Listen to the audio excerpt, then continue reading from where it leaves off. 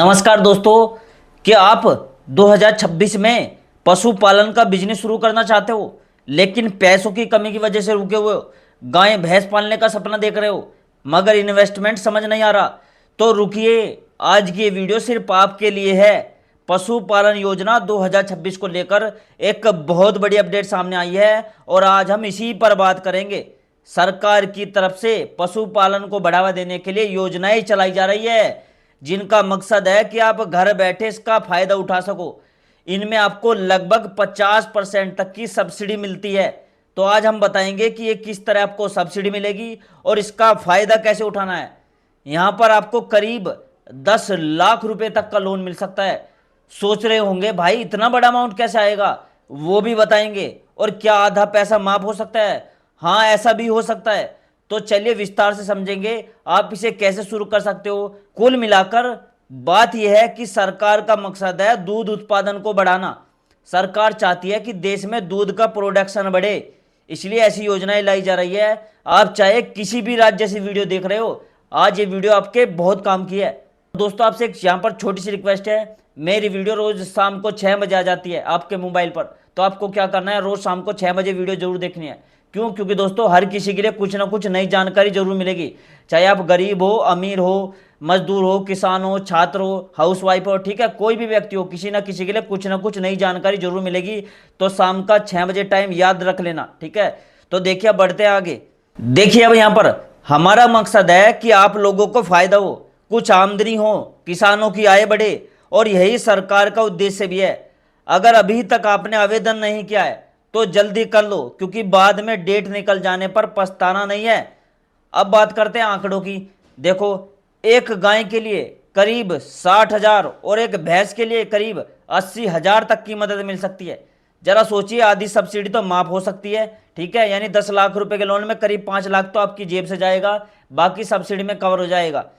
साथ ही अलग अलग कैटेगरी के लिए सब्सिडी का प्रतिशत अलग होता है। ओबीसी का अलग होता है, एससी का अलग होता है, एसटी का अलग होता है, जनरल का अलग होता है। सबके लिए अलग अलग स्लैब है और महिलाओं के लिए भी अलग प्रावधान है। ये सब हम आगे विस्तार से समझेंगे, तो अब वीडियो पूरी देखेगा। देखो अब बात करते हैं कि इस बिजनेस के लिए कौन कौन से डॉक्यूमेंट चाहिए, क्या एलिजिबिलिटी है, कितनी इनकम होनी चाहिए और कैसे और कहाँ आवेदन करना है। ये सब कुछ स्टेप बाय स्टेप बताऊंगा। चैनल पर पहली बार आए हो तो सब्सक्राइब कर लीजिएगा और अगर लाइक नहीं किया है तो लाइक कर दीजिएगा। तो साथियों, इस योजना का नाम है पशुपालन लोन योजना और इसके जरिए आप अपनी डेयरी फार्म खोल सकते हो। आप चाहे तो गाय पालो, चाहे भैंस पालो, या दोनों का मिक्स भी कर सकते हो। जरूरी नहीं है कि सिर्फ गाय ही रखनी है या सिर्फ भैंस ही पालनी है। ये पूरी तरह आपकी मर्जी और ज़रूरत पर निर्भर करता है। और सच कहूँ तो बहुत से लोगों को इसकी सही जानकारी नहीं है। इसका मतलब यह है कि अब गरीब लोगों के पास भी कमाई का एक ठोस जरिया बन सकता है। बस शर्त इतनी है कि आपके पास पशुओं को रखने के लिए उचित जगह होनी चाहिए। मान लीजिए आप 4-5 गाय या भैंस रखते हो तो अच्छी खासी कमाई हो सकती है। जितनी जगह है उस हिसाब से आप अपना बिजनेस प्लान शुरू कर सकते हो। अब समझते हैं कि हिसाब कैसे बनेगा। अगर आपके पास 2 भैंस है तो लगभग 1,60,000, 3 भैंस पर 2,40,000, 4 भैंस पर 3,20,000 और 5 भैंस पर करीब 4 लाख तक की सहायता मिल सकती है। इसी तरह गाय के हिसाब से 2 गाय पर 1,20,000, 3 पर 1,80,000, 4 पर 2,40,000 और 5 गाय पर करीब 3 लाख तक की मदद मिल सकती है। यानी जितने पशु उतना हिसाब सीधे जुड़ते जाएगा। आप पशु खरीदने के लिए बैंक से लोन ले सकते हो और इसके लिए आपको अपने इलाके की किसी भी सरकारी बैंक शाखा में जाकर आवेदन करना है। इधर उधर भटकने की जरूरत नहीं है। सरकार का इस योजना पर विशेष फोकस चल रहा है, इसलिए बैंकों पर भी दबाव रहता है कि बिना उचित कारण के आवेदन को टाला ना जाए। छोटे लोन अमाउंट के लिए किसी गारंटर या जमीन के कागज की जरूरत नहीं होती, लेकिन जैसे जैसे लोन की रकम बढ़ती है बैंक कुछ सिक्योरिटी दस्तावेज मांग सकता है और ये बैंक और अमाउंट पर निर्भर करता है। अगर आप जरूरी डॉक्यूमेंट सही तरीके से जमा कर देते हो तो लोन मिलने की संभावना काफ़ी बढ़ जाती है और आमतौर पर बैंक इसमें सहयोग भी करते हैं। एक बार लोन सैंक्शन हो जाए तो आप पशु खरीद सकते हो और आप अपनी आमदनी बढ़ाने की दिशा में आगे बढ़ सकते हो। अब बात करते हैं सब्सिडी की। अगर आप एससी, एसटी या ओबीसी कैटेगरी से हो तो आपको लगभग 50% तक की सब्सिडी मिल सकती है। वहीं अगर आप जनरल कैटेगरी में हो तो करीब 25% तक सब्सिडी मिल सकती है। यानी 10 लाख का लोन लेने पर जनरल कैटेगरी वालों को लगभग 2.5 लाख तक की छूट मिल सकती है, जबकि SC ST OBC और महिलाओं को चाहे वो किसी भी कैटेगरी के हो करीब 5 लाख तक की छूट मिल सकती है। इसका मतलब ये नहीं है कि पैसा माफ है, बल्कि सरकार सब्सिडी के रूप में आपके हिस्से का बड़ा भाग वहन कर देती है और बाकी रकम आपको चुकानी होती है। ध्यान रहे, सब्सिडी बैंक नहीं देता, ये राज्य सरकार और केंद्र सरकार की तरफ से मिलती है। बैंक सिर्फ लोन देता है और बदले में ब्याज लेता है, समझ गए? बैंक का कोई इसमें वो नहीं है। अब बात करते हैं डॉक्यूमेंट की कि क्या क्या दस्तावेज लगेंगे। देखो, सबसे पहले जिस जगह आप डेयरी फार्म खोलना चाहते हो वो जगह आपके पास होनी चाहिए, या तो आपकी अपनी हो या परिवार के नाम पर हो, कोई दिक्कत नहीं होगी, लेकिन उस जगह की रजिस्ट्री, खतियान या खतौनी जैसे जरूरी कागजात आपके पास होने चाहिए। अगर जमीन आपकी खुद की नहीं है तो निराश होने की जरूरत नहीं है, आप किसी किसान की जमीन पट्टे पर ले सकते हो। ध्यान रखें कि पट्टा कम से कम 10 साल का होना चाहिए, ताकि बैंक को भी भरोसा हो कि आप इस बिजनेस को लंबे समय तक टिके रहोगे, ठीक है? इसका डीडी पेपर आपको बैंक में दिखाना होगा। इसके अलावा आधार कार्ड, पैन कार्ड जैसे KYC डॉक्यूमेंट तो देने ही होंगे।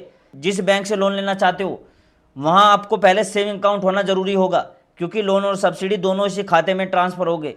अगर खाता नहीं है तो पहले किसी सरकारी बैंक में जाकर खाता खुलवा लो। अब बैंक सबसे पहले यहाँ पर क्या करेगा, आपका सिबिल स्कोर यानी क्रेडिट स्कोर चेक करेगा। इसमें यह देखा जाता है कि कहीं आपका पिछला कोई लोन डिफॉल्ट तो नहीं है। डिफॉल्ट का मतलब है कि पहले किए गए लोन का पैसा समय पर आपने वापस किया या नहीं। अगर आप डिफॉल्टर है तो इस योजना का फायदा उठाना आपके लिए मुश्किल हो सकता है।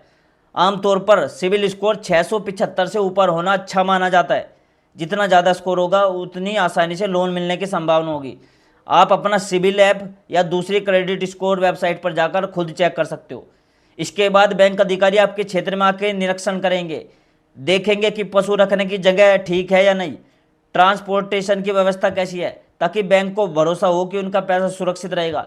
इसके बाद आपको एक प्रोजेक्ट रिपोर्ट देनी होगी, जिसमें बताना होता है कि प्रोजेक्ट की कुल लागत कितनी है, आप खुद कितना निवेश कर रहे हो, बैंक से कितना लोन ले रहे हो, कितने पशु रखेंगे, चारे दाने और मेडिकल पर कितना खर्च आएगा, दूध कहाँ और कैसे बेचेंगे, और इससे कितनी कमाई होने की उम्मीद है।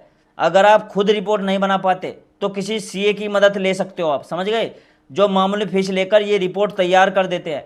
अच्छी तरह बनी रिपोर्ट से लोन फाइल बैंक में अटकने की संभावना कम हो जाती है, इसलिए रिपोर्ट अच्छी बनवाए। इसके अलावा कृषि विभाग या पशुपालन विभाग समय समय पर पशुपालन से जुड़ी ट्रेनिंग भी आयोजित करते हैं, जो लगभग 1 हफ्ते की होती है। इस ट्रेनिंग में पशुओं की देखभाल, चारे दाने की व्यवस्था, बीमारी और टीकाकरण जैसी जरूरी जानकारी दी जाती है, और इसे कृषि विज्ञान केंद्र में पूरा किया जा सकता है। ट्रेनिंग पूरी करने पर आपको सर्टिफिकेट भी मिलेगा, जो लोन प्रक्रिया में काफ़ी काम आता है।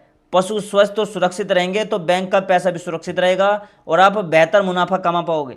सारे डॉक्यूमेंट पूरा होने के बाद आपको यहाँ पर एक एफिडेविट भी देना होगा, जिसकी फीस अलग अलग राज्यों में अलग अलग हो सकती है, कहीं 50 रुपये हो सकती है, कहीं 100 रुपये होती है। साथ में पासपोर्ट साइज फोटो, आधार कार्ड और पैन कार्ड भी जमा करना होगा। छोटे लोन अमाउंट पर आमतौर पर गारंटी की जरूरत नहीं होती, जिससे प्रक्रिया आसान बन जाती है। मकसद यही है कि पशुपालन के काम को बढ़ावा मिले। डॉक्यूमेंट आप जैसे जमा कर दोगे उसके बाद बैंक अधिकारी पहले जांच करेगा, फिर फाइल संबंधित विभाग को भेज दी जाती है। सारी प्रक्रिया सही रहने पर आमतौर पर 1 हफ्ते के भीतर लोन पास हो जाता है। अगर आप SC ST OBC या महिला कैटेगरी में आते हैं तो सब्सिडी की प्रक्रिया शाखा प्रबंधक जांच के बाद संबंधित विभाग को भेजते हैं, जिसके बाद सब्सिडी अप्रूव होती है। तो साथियों, अगर आपके मन में भी इस योजना को लेकर कोई भी सवाल है तो नीचे आप कमेंट में जरूर पूछ सकते हो। हम पूरी कोशिश करेंगे कि आपके हर सवाल का जवाब दें। अगर आपका इससे रिलेटेड कोई भी सवाल है आप मुझसे कमेंट में पूछ सकते हो, मैं आपको जवाब जरूर दूंगा।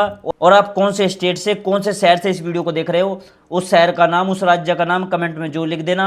और दोस्तों, इस वीडियो को ज़्यादा से ज़्यादा लोगों तक शेयर करो, जो लोग डेयरी फार्म खोलना चाहते हैं, ठीक है, उन्हें लोगों को शेयर कर देना, उनके लिए बहुत काम की वीडियो है। और मैं मिलता हूँ दोस्तों आपसे अगली वीडियो में एक नई खबर, एक नई जानकारी के साथ। तब तक के लिए दोस्तों, जय हिंद, जय भारत।